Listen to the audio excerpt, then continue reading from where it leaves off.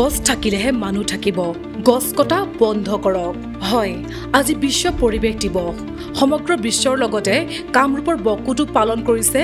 বিশ্ব পৰিৱেশ দিৱস এয়া হৈছে বকুৰ বৰুৱা বামুণবৰী ইংৰাজী মাধ্যমৰ বিদ্যালয়ৰ দৃশ্য পৰিৱেশ সংৰক্ষণ গোলকীয় উষ্ণতা হ্ৰাস কৰা আৰু পৰিৱেশ ভাৰসাম্যৰ ৰক্ষাৰ বাবে পালন কৰি অহা হয় এই বিশেষ দিনটো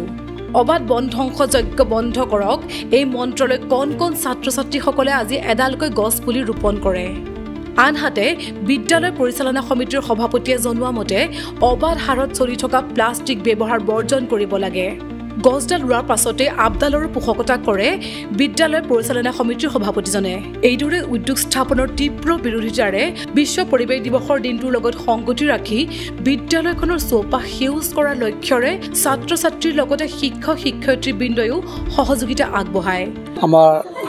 সাংবাদিক বন্ধুসকল respected our Borua Bamunbori English Academy principal, respected our teachers, respected our parents, and respected our my dear loving students. Today we observe World Environmental Day. Today we, the Borua Bamunbori English Academy, observe Environmental Day. Every year, the world observe the Environmental Day in 5th June. Today we also observe our Environmental Day in Borua Bamunbori English Academy. Now the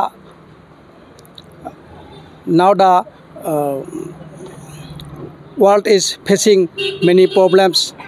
like water, air, etc. We always try to clear our world very much, and the world is facing many problems because the day by day the man is cutting the trees and the some industry is growing day by day. The pollution of the cutting trees and the pollution of the industries is going to bigger. Therefore we always save our world because where we live the pollution is going to bigger day by day. We always try to root the trees, save our air and save our water, etc. সভাপতি মহোদয় লগতে মোৰ শিক্ষক শিক্ষয়িত্ৰীসকল সন্মানীয় অভিভাৱকসকল লগতে মোৰ বন্ধু বান্ধৱীসকল আৰু মোৰ কণ ছাত্ৰ ছাত্ৰীসকল আজি আমাৰ হ'ল বিশ্ব পৰিৱেশ দিৱস আৰু এই বিশ্ব পৰিৱেশ দিৱসটো প্ৰতি বছৰে পালন কৰা হয় 5 জুন আৰু এই বছৰত আমি কোনো ধৰণৰ গছ গছনি কাটি ধ্বংস কৰিব নালাগে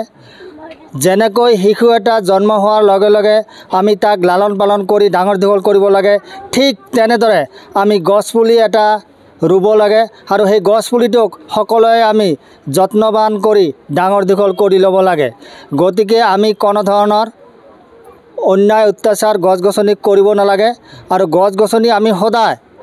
ৰুব লাগে গছ গছনি আমি কাটিব নালাগে গছ গছনি আমি ধ্বংস কৰিব নালাগে বকুৰ পৰা Dhanmoni Medhi news desk report